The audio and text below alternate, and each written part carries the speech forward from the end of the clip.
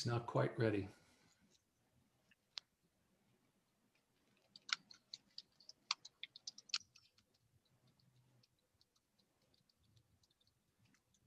So it's just that time when you don't want to talk just in case it actually is live. Right. And here we are. Welcome to another edition of The State of Our Faith, a conversation that we occasionally have by Facebook Live, sponsored by Faith Commons. I'm George Mason, president of Faith Commons, and I'm joined as always by my partner, Chief Relationship Officer of Faith Commons, Rabbi Nancy Kasten. Our conversation today is an important one, and we have three wonderful guests to help us probe the issues related to how to vote safely in the 2020 election. We know that the COVID pandemic is revealing an awful lot about voting and challenges to voting that have existed over a long period of time, but never fully been addressed. And some people feel, of course, that the greatest threat to free and fair elections comes from inside, that is through voter fraud. And others believe from the outside, that is from companies, countries interfering with our elections, like Russia and China, manipulating technology and social media, spreading fake news, that sort of thing. Everyone's on edge right now. I think we can all admit we are on high alert in a sense, more so than I think any election that we have experienced. And faith communities have become increasingly engaged in the process of trying to protect the vote, get out the vote. All faith traditions believe that every person counts, and therefore that we should make sure that every person's vote counts as well. So our goal for this particular episode is to enable you to feel confident, as much as you can feel confident, that your vote is protected, to inform you about ways that you can protect the voting process for others, and give you some public health information to help you minimize your risk of contracting or spreading COVID-19 during this. If not for all these other things, COVID-19 is also part of the challenge that we're all facing. So let's begin. I want to introduce the three guests that we have. First of all is Robert Elkin. He is a co-founder of Dallas Votes, and he is the chair of the Temple Emmanuel Civic Engagement Committee. And Robert, when we'll get to you in just a moment, let me just go ahead and introduce Nancy, I think everyone at the same time, and then we'll come back. Jamie Cowlishaw is the pastor of the City Temple Church and is very involved with Faith in Texas and Dallas Votes. And then Dr. Philip Wong is the director of the Dallas County Health and, say it again for me, Phil. Human Services. Health and Human Services for Dallas County. And he is the one you're seeing on TV an awful lot reporting these days about our COVID infections and deaths and the like, along with Judge Jenkins. So let's get cracking right away and begin with Robert. Robert, tell us what are our options when we vote? We know that we have November 3rd, where we can go to a polling place, but we have mail-in ballots, we have drop-off ballots, we have early voting, all those sorts of things. Talk to us about what these options are, how to make a decision about that, and developing a plan for everyone to vote. Okay, well, thank you. So you're right, this is an election like one we've never seen before. There are a couple of factors that are affecting all of this. First of all, we're going to have, I think most everyone agrees, we're going to have potentially historic turnout. We've got a longer than usual ballot because the May elections were postponed. And so you've got now on the ballot this time, things that would normally have been voted on back in the spring. You have no more straight ticket voting, which has been something that people have used previously that has allowed them to get through the voting process quicker. We've got new voting machines that people haven't ever worked with before. And of course, on top of all that, we've got once in a century pandemic, which is leading to safety protocols that are going to have to be followed at the polls, and has contributed to a higher vote by mail, anticipated as many as 3 or 4 times as many voters who've ever voted by mail are going to be voting this time by mail. You've got a post office under distress, and you've got an election where we may, because of a lot of these factors, we may not know the outcome on election night. So all of that put together creates a very unique set of challenges. And I would say that I'm going to talk about each of the voting modalities that you mentioned, but in a pandemic, there frankly are no really perfect or completely risk-free choices. And the best way to, we can talk about some of the pros and cons of these different modalities of voting, but it's really going to be an individual choice, just like people are making individual choice about who they want to vote for. It's really going to be an individual choice about what method feels the best and the safest, and has the least risk for folks. So you covered really all the ways that there are. There's in-person voting. Let's start with that. That is something that's open to anybody who's eligible to vote in Texas. And we have 2 basic time periods when you can vote. One is Election Day, which is November 3rd. The second is early voting, which this year has been expanded, and there's just been a court decision. There's so many of these issues that are affected by court decisions. There's just been a court decision that's going to allow early voting to go from October 13th through October 30th. So that's about 5 or 6 days longer than usual. And one of the most important things to keep in mind as people are trying to make their decision about when to vote is, historically, the pattern in Dallas County has been that there will be, at the very beginning of the early voting period, there will be a fair amount of turnout. Then it drops dramatically and stays low throughout most of the rest of the early voting period until it picks back up again at the very end of early voting. And then on Election Day, it goes up like a rocket ship. And so what you're looking at, if historical patterns hold, you'd be looking at approximately 250,000 people voting on one day on Election Day, which is itself a recipe for long lines and crowds, which is discouraging to voters. But even worse, during a pandemic, it's a potential public health issue. So one of the most important things for people to keep in mind is we want to not to steal Dr. Wang's terminology, but it's really a similar concept as flattening the curve, that idea that we've heard about channeling as many voters as we can into that lull in early voting so that you don't have the crowds, you don't have the longer lines. So if you're going to vote in person, I would say the most important thing to do is to vote during early voting and vote during the middle of early voting, because that's when turnout is usually lower. Vote at hours when the polls are less crowded. And Dallas County is going to have up on its website for the elections department a tool that will allow people to check and see the polling location they want to go to and what the wait times are at that polling location. So they can figure out in advance, before they head out to the polls, whether or not it's a crowded time.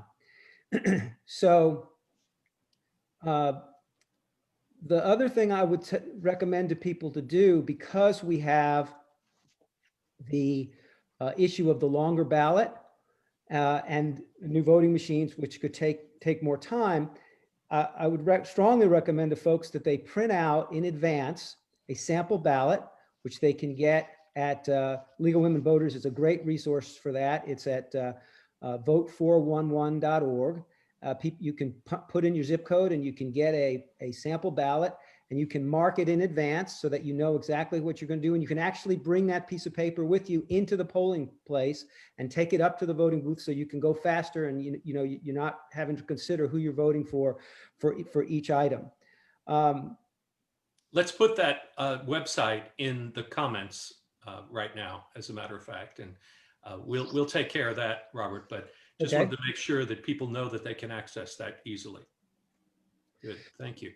So I think those are important resources. I mean, I don't want to sound like a broken record, but I want to repeat again, vote early. It also relates, by the way, if you're voting early, then that increases the chances that we'll maybe be able to know results sooner.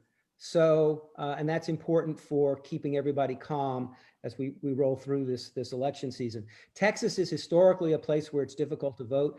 An exception is early voting. A lot of states don't have early voting, so this is a gift, and everyone really encourage you to take advantage of it. Let me switch. That was a lot, so I don't know if you want to chime in with anything or any questions at that point, because I was going to switch over and talk a little bit about voting by mail. Well, Nancy, why don't we move to Jamie right now, and we'll come back to that if you don't mind, Robert. And we've got some time, but we'd like to move it around a little bit, and then we'll have an open conversation as well. Great. And okay, so we know that this year there will be 250 fewer polling places in Dallas County than there were during the presidential election of 2016. And we've already talked about some of the factors that will mean that lines are going to be longer than ever before. And so there's going to be a lot of additional maybe barriers to voting, including having to possibly wait in lines for a longer time. And so partnering with faith leaders, Texas Votes has created a volunteer opportunity called Adopt a Polling Place. And this is an opportunity for congregations to go out and support voters as they are experiencing things that they haven't experienced before at polling sites. So Jamie, would you talk a little bit about this program, how it came about, and how congregations and organizations can sign up? Yeah, absolutely. Thank you for that question, Nancy. And I think you kind of expressed eloquently what's happening in Dallas, right? The voter suppression, the long lines, which can be intimidating and can cause people to be discouraged, to say, I'm not waiting on that long line, or I'm going to leave. So the Adopt a Polling initiative is to encourage people to stay online, to vote. So we want to do things like hand out PPE equipment. We want to also have snacks, even like children's coloring books, because sometimes parents, they have to take their children with them to stand online. And so the whole initiative was brainstorming with Texas Votes, with Dallas Votes, with Faith in Texas, about how can we encourage people to vote, because we know that removing polling stations, long lines, the removal of the straight ticket is discouraging for voters. And we want to encourage congregations to take the time out. We know November, thankfully we're in Texas, so it doesn't really get too cold, but it still gets kind of nippy. But we just want to make sure with this initiative that we're doing everything that we can to make sure that every vote is counted and that everybody feels safe, as well as that, their vote matters. And that's where the whole idea of Adopt a Polling Station came from. So maybe at this point, Dr. Wong, if you would talk a little bit about how people can physically protect themselves if they're going to vote in person, or if they're going to volunteer at a polling site as part of this program or any other voting monitoring program. Sure. Well, the protections are similar to what we've been saying all along for all settings. Certainly, one of the most important things that we've identified is the importance of the universal masking. So that is something that is very important for protecting others, as well as now more even information that it does provide additional protection for the wearer also. But the 6-foot physical distancing, and I think the polling sites are trying to accommodate that and make that part of how the spacing will be set up. Having the hand sanitizers, washing hands. I know that they're supposed to be cleaning the surfaces regularly, is my understanding. I know that there's, I believe, plexiglass barriers between some of the workers and the people coming to vote. But all of those things, the distance, the masking, I think coming, as was mentioned previously, take advantage of the early voting times and the times when it's not crowded. Take advantage of this website that shows which places have long time waiting, or avoid those places and try to go to places that have quick lines. Avoid touching surfaces, don't rub your eyes, nose, and mouth. All of those practices are important, and it's the basic infection prevention things that we've been talking about. Just to clarify, you mentioned the masks. Are they mandatory if you're going to vote, or are they just highly urged that everyone wear a mask? We urge it, and I'm not sure. I need to check the actual requirements in the polling places from the legal standpoint. That would be, we all along have been saying that is what's recommended. And, in terms of specifically for the polling places under the governor's order, I'm not sure on that one, the legal aspect on that. I can check on that. Are you all familiar if it's required or? Yes, I can answer that. Sure. So the governor's order about masks exempted anyone voting or anyone helping a voter from having to wear a mask. So as far as voters are concerned, masks are not mandatory, although highly, highly, of course, as Dr. Wong said, highly, highly encouraged. For poll workers, there may be some circumstances where poll workers will not have to be masked either. As a general rule, during early voting, because all of the poll workers are technically employees of the county is going to be requiring all poll workers during early voting to wear a mask. Another reason to think about early voting as well. And one of the points that I had meant to mention, but that it's important for everyone to know, in Dallas County, we now, and it's the same thing in Collin County and the same thing in Tarrant County, we now have county-wide voting, which means during both early voting and election day, you can vote anywhere in the county. So as part of your plan for voting, figure out where you want to go vote, but also pick a backup location, so that if you go to the polling location that you've picked first and you don't feel safe there, you see a number of people without masks or the lines are really long, have another location that you have in mind to go to as well, because you no longer have to just vote at the one place in your precinct. And in terms of access, if you need transportation to a voting site, Uber and Lyft and Dart are all cooperating, all offering special rates and free rides and all kinds of resources for transportation to the polling sites. Fantastic. Back to you, Jamie. You mentioned that 250 fewer polling places in Dallas, and you used the language of voter suppression. What's the background to the decision to close this many polls? And the language of voter suppression is important in the social and political realm that we find ourselves in. Talk to us about why you make that claim and what the motivation is for the closing of all these polls. Yeah, well, I think it's absolutely just trying to, I guess, sway the vote or to make it harder. You just want to make it harder for people to vote. So you close down polling stations in certain communities or certain areas and you pack them into one area.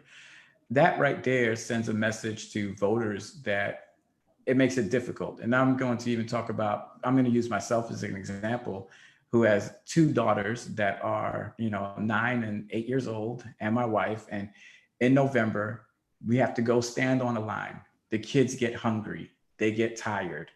I'm caught in a dilemma. What do I do? Stay on this line to vote, wait 4 hours, or I come off the line and take and go feed my kids. So having less polling stations immediately sends a message that you don't want access to everyone to be able to vote comfortably, freely, and quickly. And so that's a way to suppress the vote.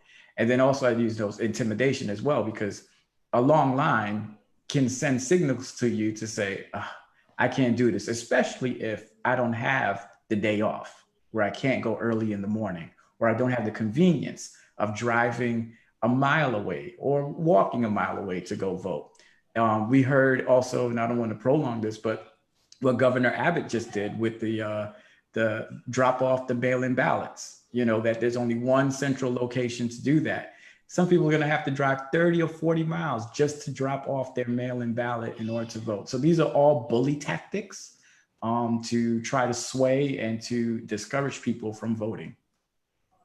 Robert, is it true that the majority of these 250 polling places that have been closed have been located in areas where minorities primarily live? So I'm actually not familiar with that number. I'm not disputing it. I'm not familiar with that precise number, but I will say that that there has tended to be, when polling locations have been closed, they have tended to be, yes, in minority areas, and have had the kind of impact that Jamie was describing. I think it's pretty clear that our voting system needs an overhaul, whatever happens next. And hopefully our Texas state legislature will start to deal with this in the upcoming legislative session. And of course, the people that we elect in November will make those decisions, some of them. But Robert, would you go back to, there are a lot of questions about vote by mail. There's been a lot of confusion about vote by mail. Some people haven't gotten their ballots yet. They're not sure why. People want to know if they have a ballot, if they can still go vote in person, what they need to do to be able to do that. Would you please go over some of those intricacies and help clarify? Sure. So a lot of the confusion about vote by mail was triggered by the onset of the pandemic, which led to a whole bunch of activity around litigation to expand it. And there were rulings that expanded it, and then those rulings got overturned, and then those were overturned, and then it was overturned again. So it kept going. It was like a ping pong game. And so I certainly understand why people would be confused. So let me see what I can do to help. First, the threshold is vote by mail in Texas is not open to every eligible voter. There are specific requirements for being eligible to vote by mail. You have to either be over the age of 65, going to be out of the county for the entirety of the early voting period plus election day, in jail, but not convicted of a felony, and if you have a disability. And much of the litigation was about the meaning of disability. Other states that had a similar provision, their courts ruled that a lack of immunity to COVID-19 was a physical condition that during a once-in-a-century global pandemic qualified as a disability. The Texas Supreme Court disagreed and held that that if you merely lack the immunity to COVID-19, that does not constitute a disability. But the court also did say that the decision about whether or not you meet the qualification for a disability is up to the individual voter, and with a proper understanding of the concept. And if you have various physical conditions, you're entitled to take those into account. So if you have a condition like severe diabetes, there won't be a one-size-fits-all rule. Everyone with diabetes might not fit, but if you have a severe diabetes, it's well known that that is a considerable risk factor in relation to COVID. So you're allowed to take those conditions into account in deciding whether or not you consider yourself eligible to vote by mail. So then once you determine that you're eligible, you have to actually apply. You can print out a ballot, an application online. You can fill it out online, you can print it out and then mail it in yourself. You have to mail it in. You can't do it online. Or you can ask for them to mail you one and they will send it to you, and you can turn that in. And if you are going to use the disability, there's just a box and it just says disability, and you check it. You don't fill in anything else. There's lots of reasons, privacy reasons, et cetera, why you wouldn't want to fill in anything else. And the counties have made clear, and the court has said it's okay that the counties, if someone has checked that box, that they will get a vote by mail ballot. So that's the application process. The reason why some people haven't gotten their ballots yet is because they started mailing them out about, what's the day, the 8th, about 2 weeks ago. And they mail them out in batches, and they have a tremendous volume this year, as I mentioned earlier, way beyond what they've ever dealt with before. So they are mailing them back out. We know that the post office has been a little slow. So I would tell people who haven't gotten, if it gets around October 15th and you've previously sent in your application, I would call the elections department and find out the status of your ballot. The deadline for applying is October 23rd. That's the date by which your application has to be in the election department. I would tell people, pay absolutely no attention to that deadline. Think in terms of that deadline being at least a week, if not 2 weeks, like tomorrow, earlier, because if they receive your ballot on your application on October 23rd, they have 7 days to send you to put your ballot in the mail at that point. And so the likelihood that you'll get your ballot and will be able to return it in time for it to count on election day is very, very low. So anybody who's thinking about voting by mail, if you have not yet applied, I suggest you do so tomorrow, because you're at risk of your vote not counting and not being able to get your ballot in.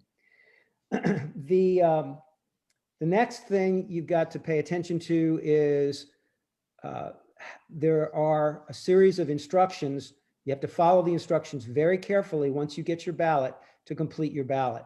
There's specific envelopes that you have to insert your ballot into, and then close that up, and then insert it in another envelope, and then sign that envelope. And if you have assistance, you have to have a witness certify about their assistance. So the instructions are clear. They lay out what you need to do, but it's very important to follow the instructions very carefully, and to remember that your ballot is going to be subject to a signature match review, which means that they're going to compare the signature on the ballot to the signature on your application for the ballot. And so if those signatures don't match, then there's a risk your ballot will not be counted. So paying attention to the requirements and the instructions and following them very, very carefully is essential. Then once you've done all that, now we come to another area where there's some confusion, is what do you do? How do you get your ballot back to the elections department? Because it's called vote by mail, obviously one option is you just drop it in the mail. If you do it, the post office, we saw an advisory saying for people to think in terms of 7 days. So your ballot has to be received at the election department by November 3rd.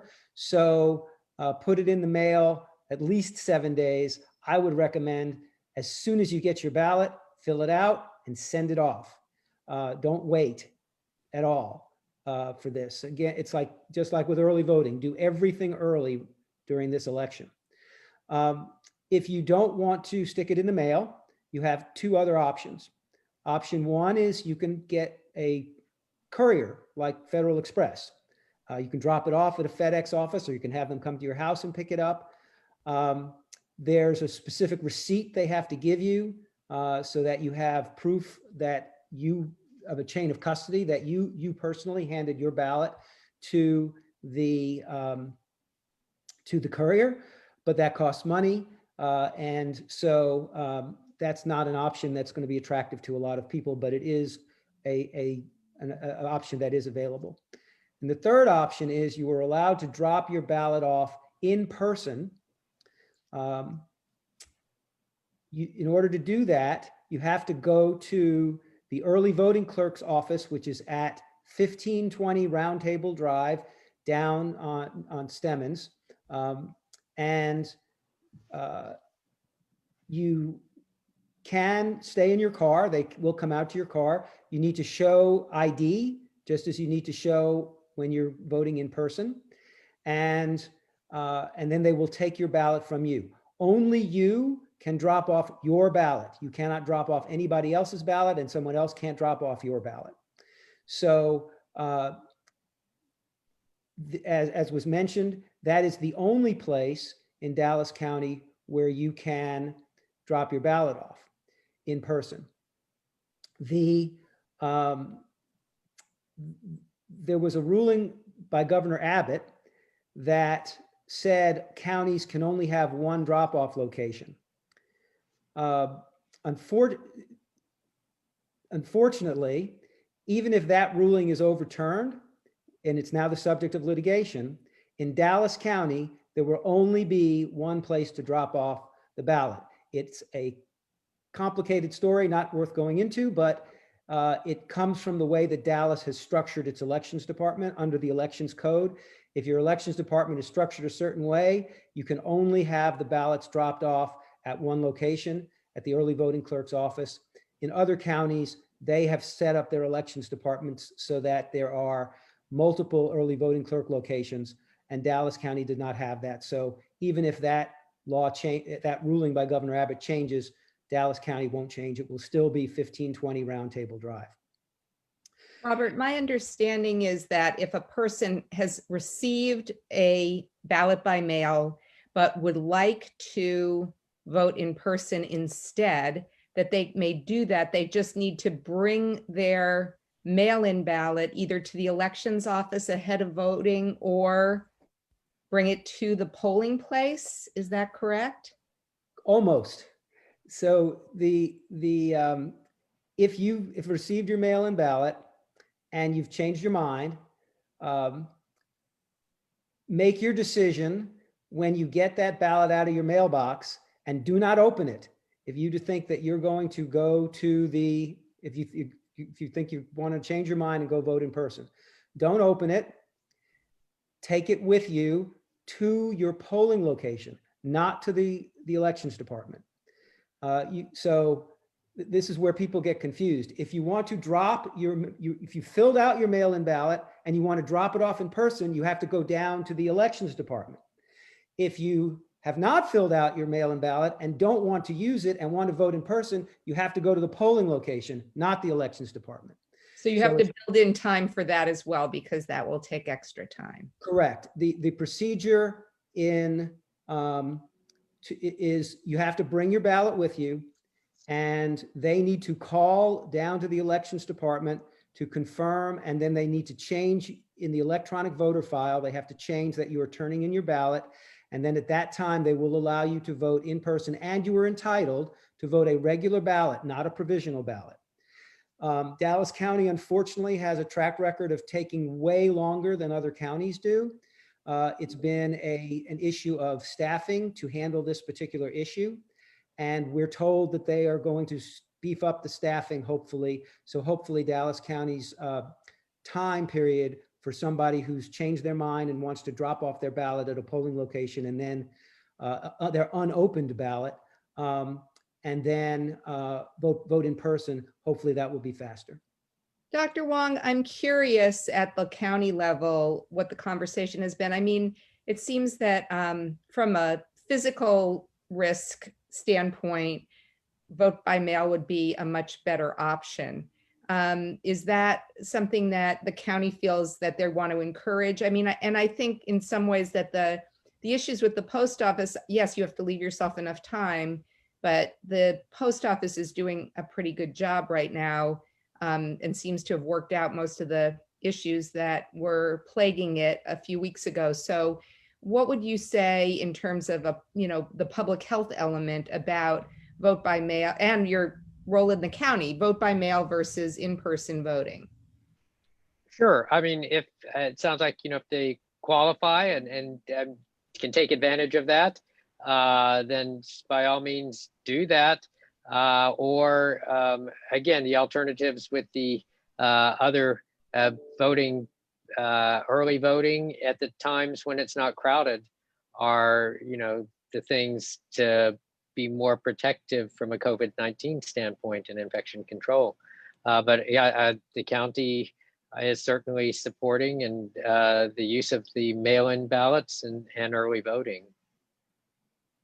So at the top of this program, we were talking about how this is more confusing than ever, and that we were going to actually clarify all of this for you to make it simpler. As I've sat here and listened to this, Nancy's point about how we need some election reform is really at the top of my mind at this moment, because this is incredibly challenging with so many decisions to make, and then people confused about their polling place and all those sorts of things. I want to go back to Reverend Kalasar. Jamie, you've been working with Faith in Texas and Dallas Votes to try to create these adopt a polling place for congregations and things of that nature. What are some of the other things that you can say people of faith and those who are involved in congregations have done, can do, should do between now and November 3rd? Thank you. What they have done is we've been doing videos similar to this, preaching messages that are showing our faithfulness with our vote, or how to vote faithfully, and the importance of voting. And I personally see voting as a tool to reach across the aisles and to join with our brothers and sisters from different denominations and other faiths for a common good, to make sure that our community does better, our world does better, our society does better.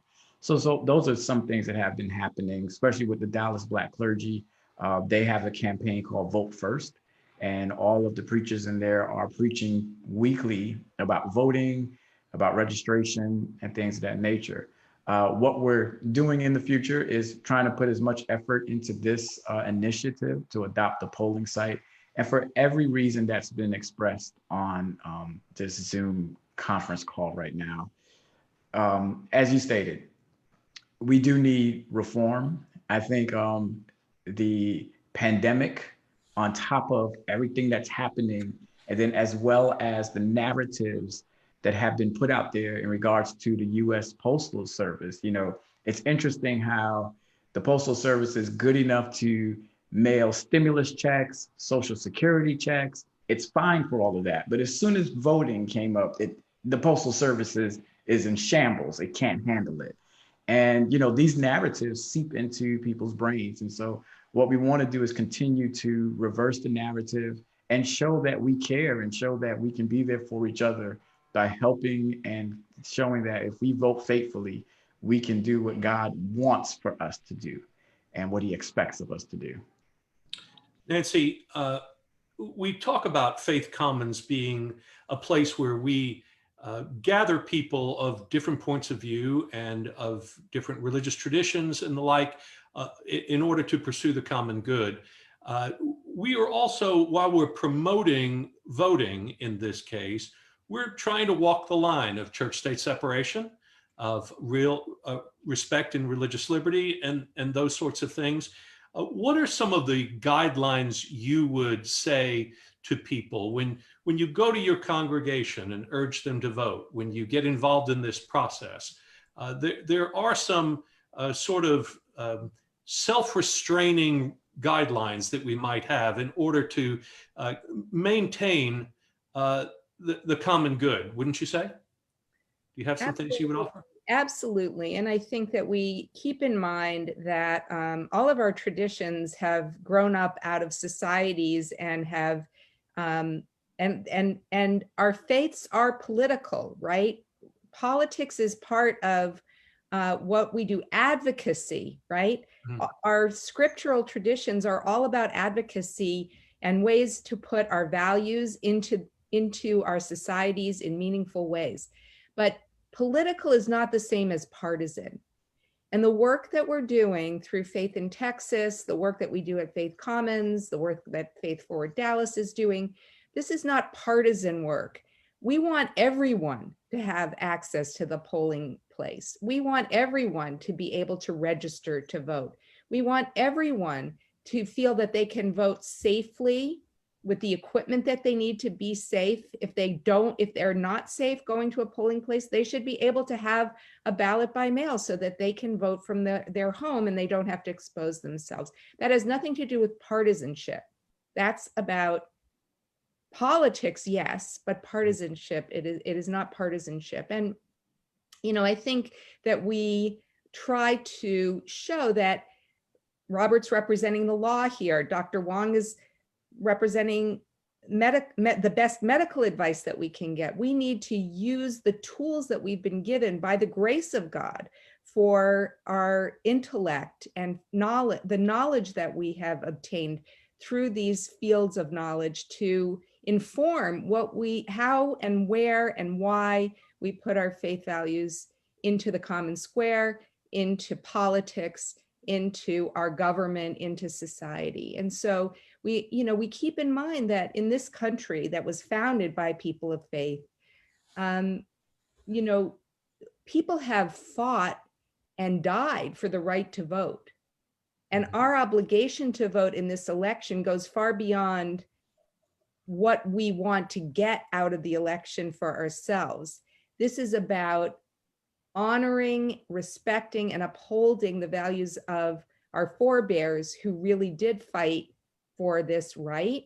And it's about a future for our children and grandchildren that will give access to all of the incredible resources and bounty of this country to every citizen. Wonderful. Dr. Wong, you talked about that, masking and social distancing and all the precautions are going to be taken at the polling places, that people should feel relatively safe.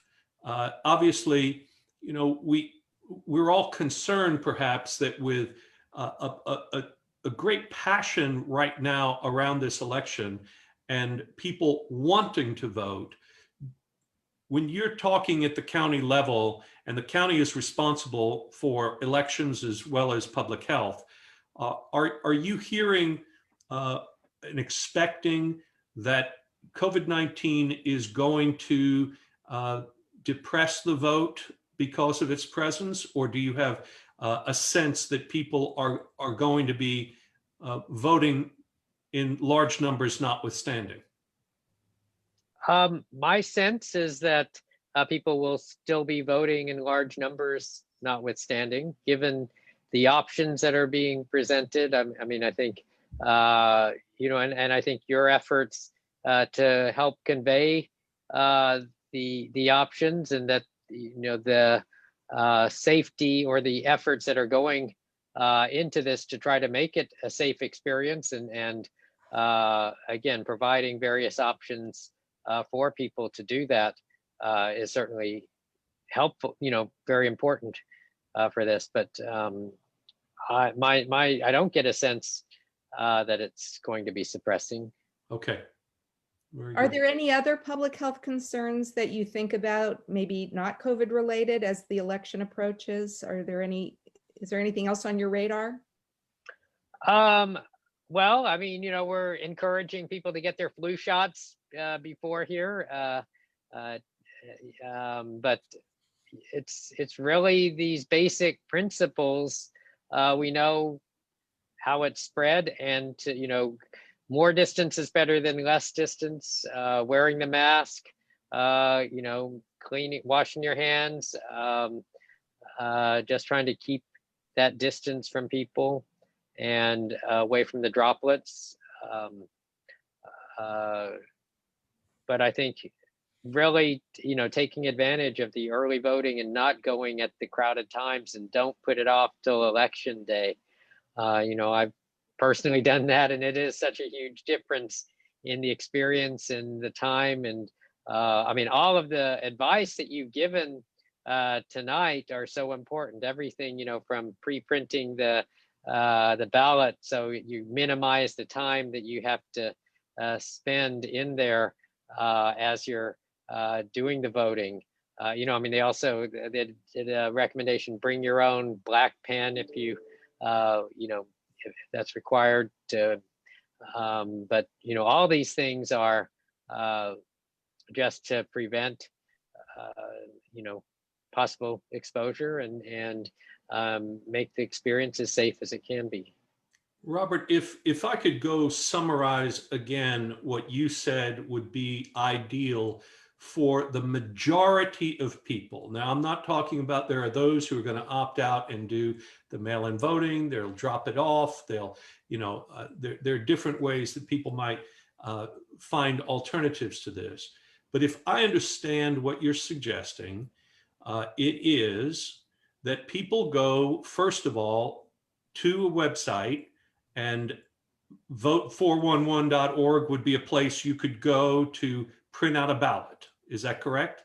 It's not the actual ballot, it's a sample ballot. Of course. Okay. Yeah. So you can study your ballot, you can make your decisions, you can fill that out and take it with you. And before you go, you can check that same website to see what it looks like in terms of how many people are there and the like. And or is that only on election day? No, so that's a different website. So vote411.org is the Legal Women Voters website. All right. You can get a sample ballot there. The website where you can go check the polling locations is the Dallas County Elections Department. I believe it's called actually dallasvotes.com. And that's where you'll have that.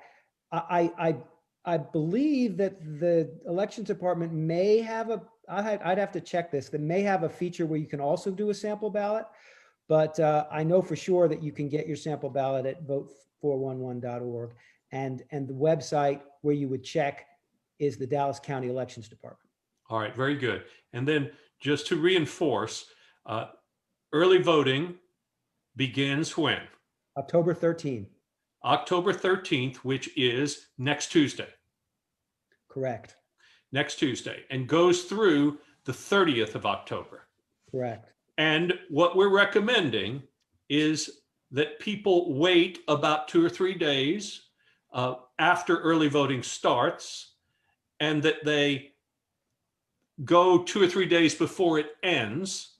And in that middle period, they also probably choose pretty much the middle of the day to go to these polling places. Is that accurate as well? Yes, if they can do that, right? I mean, we know people won't, but that would be optimum in terms of avoiding crowds. Yes. Very good. And I would add, strangely enough, historically, the lowest days are weekend days. Would you think people would have more time to go vote? Those have been way low. So this year we have 2 Saturdays and 2 Sundays in early voting. So those would be very good times to go vote. Very good.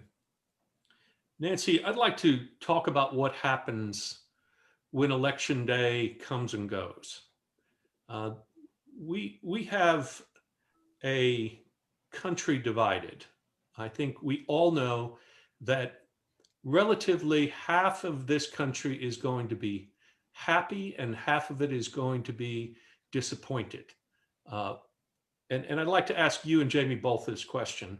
So how do we as people of faith become part of the binding up of the wounds of the nation? How do we begin to heal after this deeply divisive period of time politically that we're engaged in. Why don't I let Jamie go first, and then I'll wrap up, if that's okay with you, Jamie. Oh, that's absolutely fine. I was going to let ladies first, but I'll go first. George, that's a great question. And as a pastor, I think regardless of whoever wins, we do need to continue the conversations. We do need to continue to pray with each other, walk with each other, and to know that we have to continue to fight. One of the things we understand that regardless of whomever is the president, we still have our local fights that we need to continue to press and continue to advocate for the least of these, and to make sure that we're doing what we can morally and ethically. So we always turn to our faith, because our faith is what grounds us, whether we're on the mountain or we're in the valley. We know that one day, we always can be on top. But I always say this to my members, things grow in the valley. Nothing grows on the mountaintop.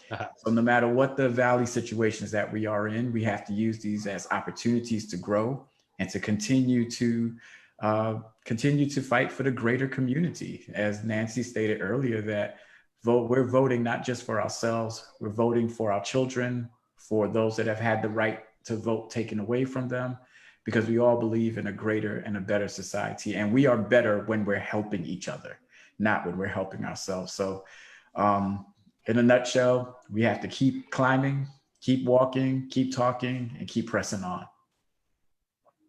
Thanks so much. And I would just add, I actually don't think we can wait until after the election to start that work. I mean, it starts right now with every single one of us. I think when we stop getting our information from social media, from other sources, and we actually go to primary sources, listen to what people are actually saying, not what people say they're saying. Look at what an organization or an institution actually does, not what other people say they do. We have to get back to using our own ability to think things through, to use our judgment, to,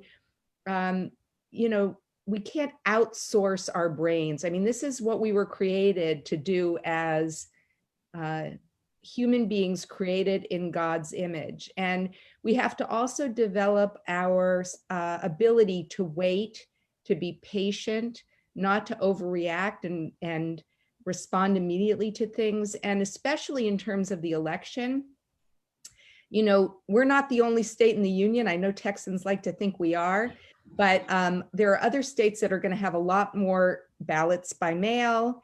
And it's going to take a long time. If our democracy is working, we probably won't know the results of these elections for a while. And we have to prepare ourselves for an election season, not for an election day this year. And I think that those are the kinds of spiritual muscles that we need to be working now. And I think if we do that and continue to be developing relationships, as Reverend Kalasar mentioned, we do this together. We develop relationships with people. We know who we can trust. We know who we can believe. And that will stand us in good stead, whatever comes in the future. So I guess that's our final prayer too, that we will have the fortitude, the faithfulness, the patience, and the wisdom to come through this experience better. And, our goal isn't to return to normal. I don't know what normal is anymore at all. We want to get to a better place in this country, in this county, in our world. And so, thank you all for being here today. We are so grateful that you joined Faith Commons, and we hope you'll come and be with us again. You've added so much to our program. Once again, Robert Elkin, Jamie Kalasar, and Phil Wong, we thank you for being here. I'm George Mason. Nancy Caston is my partner with Faith Commons. And if you would like to know more about how to get involved with us at Faith Commons, you can go to faithcommons.org and fill out information, contact information, and we'd love to have you peruse our website and see what else we're involved in as well. We haven't stopped during COVID. We're continuing to be engaged in the community, and we hope you are as well. Thank you for joining us for this State of Our Faith conversation.